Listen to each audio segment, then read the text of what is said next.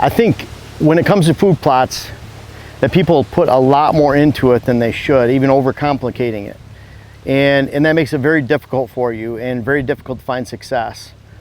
I haven't experienced a lot of food plot failures because someone helped me long in the past. First of all, Ed Spinazzola helped me, father of modern food plotting, back in the late 90s. But really importantly, Jim Islip from the Alger County Extension Office through Michigan State University. He was the guy that took the soil samples in from the UP in Michigan. And he really pointed out, you know, you have to control weeds, you have to have moisture, and you have to have good seed to soil contact.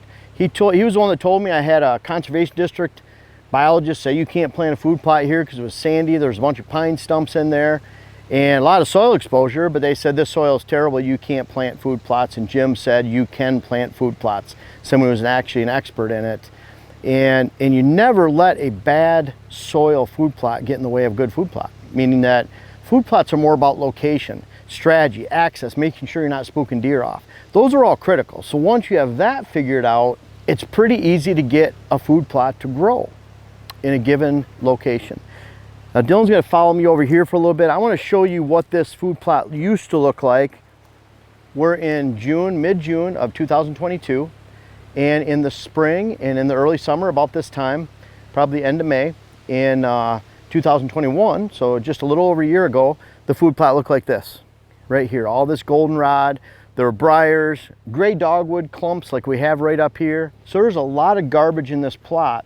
So first of all, we have to get the plot down to soil. Now what we chose to do was to spray. I sprayed this with a combination of 2,4-D and Roundup. I'm going to talk about alternative methods, but we chose to spray this and start to begin to open up the soil.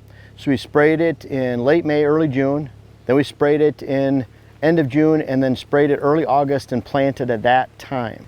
That opens up the soil and exposes it sufficiently so we can just throw seed on the soil and we can get a great catch and a great food plot. Now if you're using heavy equipment, we could have gone in here with a rototiller on the back of a tractor. We could have tilled that all up, got it down to soil, but you still have to control weeds. That's not an option, folks. There's not something you can plant and say, well, I'm going to control the weeds with what I plant. Anybody that's trying to snake oil sell you that is really leading you down a rabbit hole of misinformation, and it's unfortunate. You have to get rid of the weeds. So even if you come in here, disc this up, you don't need to plow it ever.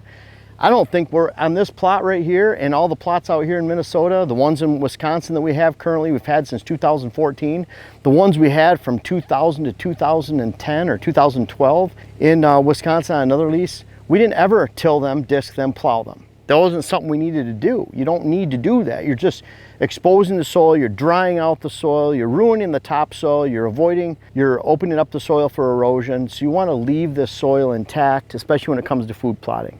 We're not farming giant acreage and thousands of acres at a time and need to do that with heavy machinery in order to do it. We can do it with smaller, lighter equipment and we still get the same crops.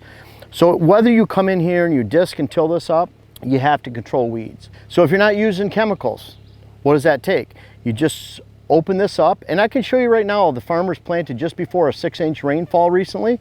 Not anything wrong they did with how they're planting, but it opened their soil up for erosion. What does it do when it erodes on their farmland and rolls down and drifts down and floods our land? It erodes our land, or erodes onto our land. Luckily, we have so much switchgrass edge and we try to stop the erosion coming in from the ag fields. But because it was freshly tilled, that soil is just waiting there to be washed away with heavy rain. So if you're gonna get rid of weeds, you should till again when weeds come up, till again when weeds come up. You're opening your soil up for drying it out, opening it up for erosion. You're ruining that top layer of soil because you're exposing this nice layer of microorganisms and really good topsoil. You're just drying it out, you're breaking it up, but that's a way to do it. Now you could till this all up because you have a nice new tractor you want to use, rototill it with a 6-foot tiller. You're still going to run into a bunch of garbage in here and sticks and debris. We don't have that problem when we just drive over it and spray it like we did last year.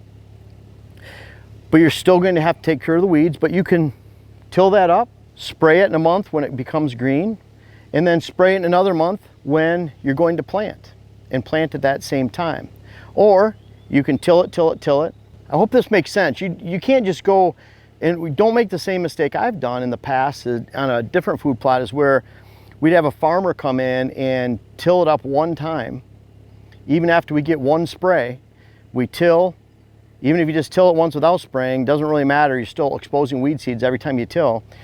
Then we get a food plot full of weeds in the fall, and you're not going to find success, because if your food plot has 50% weeds, that means you're only getting 10% the volume. So you just took a 5-acre plot, turned it into a half-acre plot. A 2-acre plot, you turn it into a third of an acre, a half-acre, a quarter-acre, whatever it might be, because your weeds take over, they destroy volume, they destroy growth, and then they take up space as well.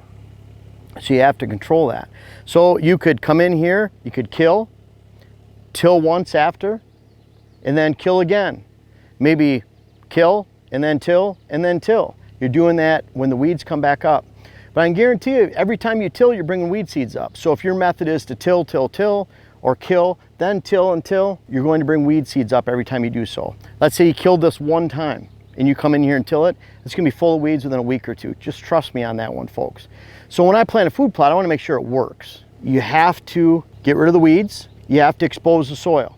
You can expose the soil by either tilling or killing, getting it to the seeds, and then you have to have sufficient moisture for what you're planting. So again, you're getting rid of the weeds, good seed to soil contact, meaning your seeds are sitting right on the soil, and then you have to have sufficient moisture. What's sufficient moisture? Well, it depends on what you're planting. If you're planting clover in the spring, you open yourself up for drought. That's one of my major food plot fails, is because I planted spring planted clover. By May, it was looking beautiful, 10 inches high, a foot. This is in the UP of Michigan. And then in about 2099, 2001, we got 1 inch of rain in 9 weeks. My clover fizzled out and died. And yes, it can get droughted out. But if you plant that clover in the fall with a fall cover crop, like oats, like brassica, like rye, there's lots that you can choose, peas, beans, whatever it might be. Then that clover will be around in the spring. It gets its foot established, its feet, its roots established in the fall, and then it can withstand any kind of moisture or lack of moisture that Mother Nature throws its way, any kind of drought the following summer, because it's had 2 growing seasons of fall, spring, lots of moisture, and it's got its roots sufficiently established to grow. You're planting beans, soybeans. I can throw soybeans on this nice, rich, black soil. I don't know if Dylan can zoom in, but I'll just pick some of that up for you. Look at this soil right here. Rich, black, full of organic matter. There's little weeds and little wisp in there. Really good soil. I could throw beans on top of the soil and get growth, but I'd have to have an inch or 2 of rain. Within a few days, I'd have to have another inch of rain to pound that seed into the ground and make sure any germinating beans aren't dried out and died. If those beans sit there for 5 to 7 days and it's baking in the sun and it's 80 degrees, they will shrivel up and die. So you have to have more rain to produce more growth so that the beans stay sufficiently contacted with the soil in order to grow. It's a crapshoot with beans. You probably get a good crop 10-20% of the time that you just throw beans on good soil and expect good rain. It happens sometimes, not very often, even worse with corn. Rye, clover, brassicas. Brassicas are a family. So brassicas include radish, rape, turnips, canolas, kale. Those are all in the brassica family. They take root really easy and fast. So does clover, so does rye. Oats are okay, wheat is good too. So there's a lot of seeds you can choose from. Even peas do pretty well when thrown on top of the soil, and that's because peas are very hardy and can last a long time. They just take a long time to grow with rain. So they might sit there on top of your soil if no critters eat them for 3 or 4 weeks before you get rain. But you need appreciable rain to get them to grow, and they always risk that. The peas a little bit larger seed to where it's about like a BB, a little bit bigger than a BB. If it sits there too long, it dries out and dies. So sufficient moisture for peas needs to be a little bit more than wheat, rye, brassicas, clover, more on pace with oats, but not as much moisture needed as beans, and certainly not as much needed as corn. The bottom line is you have to have moisture for it all. A great time to plant is late summer, August, sometime, because rain only increases as the season progresses, not decreases. So once you get good germination in August or September, you can count on more rain the next month, more rain, followed by snow if you're establishing that perennial like chicory, clover in the fall. With a fall cover crop, the cover crop dies or gets mowed off like rye or wheat. You can mow it off in the spring or kill it. and then you're left with just that cover crop, or that crop that's coming in. So you're getting rid of the cover crop, or you're letting it die. Oats will die out of the winter time in the north. So will brassicas, they're gone. So those are great cover crops. Peas are the same way. They'd be a great cover crop to a late summer planted clover. So part of the problem right off the bat is people are planting in the springtime when they should be planting in the fall. Now, strategy wise, I don't want this plot. We're mid-June. You see how much food is growing on this plot right now in mid-June? Nothing. I don't want any deer here. I don't want does and fawns here. Because if does and fawns are here like an army, hitting this green every day, whatever I had here, then when I want to actually put a dedicated fall crop on that's going to make a difference in allowing me to build a herd, mold and shape a herd to what I think is a healthy balance, and then also be able to hunt a herd and have a great hunt and have a disproportionate number of deer here as far as bucks and good sex ratios, appropriate age structures, good population and balance, you know, all those things that we talk about with quality deer management and also producing a great hunt, then I need to make sure I don't have does and fawns right here, because when I plant my fall crop, they're going to eat it down to the dirt fast. By not having it here, I have about a month lag time where they figure out, hey, there's some food growing here. We should stop by. By then I've gotten a month's worth of volume. There's a lot of food. And you can see last year, we have a lot of pictures right back here, a lot of video from this mock scrape. We actually put a red cedar, we put it into the ground with cement. We hung a mock scrape off it. And we had a lot of activity by bucks back here, including Barry. And Barry's the one I found sheds of this year, about 400 yards over here, 500 yards on the other side of the property on this piece right here. And I have high expectations for him. We're already getting some nice pictures of summer bucks right now. And we don't have a lot of them because most of them are on other people's property eating their summer food. We don't have any summer food except the ag lands around here.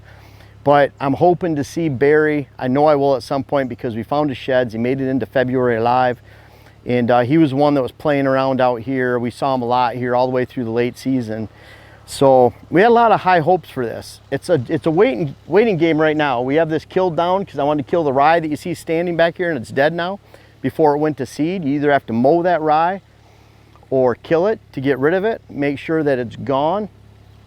But we'll be able to, I'll plant buckwheat this week. And that buckwheat's not a big summer draw to the deer, but it's good cover crop around here, what we can plant into, and you check out the Ultimate No-Till.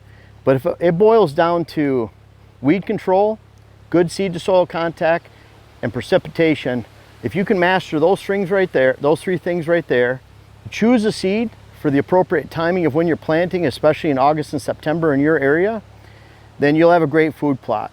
But again, a great food plot can be in the wrong location many times over. A great food plot can be ruined by one haphazard sit. If we sat in one of these trees around here, and we climbed up and down, we spooked deer out of here, we just ruined the plot for 2 or 3 weeks for a mature buck for the most time. Right over here, we have a redneck blind. That redneck blind is hidden in our gray dogwood. It doesn't disturb the deer in any way. They never look at it, so we can actually hide. And then we take that redneck blind, it's on a 5-foot platform, not a 10.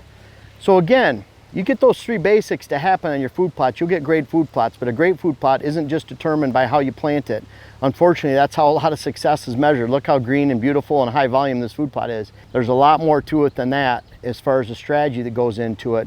Once you get the strategy down, it's in the right place, then it's time to plant, follow those three things, and you can master food plotting for decades to come. Folks, I want to make sure you check out my web class video series, whether it's how to design your food plot program or how to design your property in general. And we have a new one coming out that'll be how to hunt the rut. But these bucks back here are a testament. Some of these bucks go back to 93. They're even in different states. I urge you to check out those web classes so that you can help yourself, help your land, help your hunt. The link is in the description. And also for those that have tried them out, I encourage you to offer some feedback in the comments below. Thank you.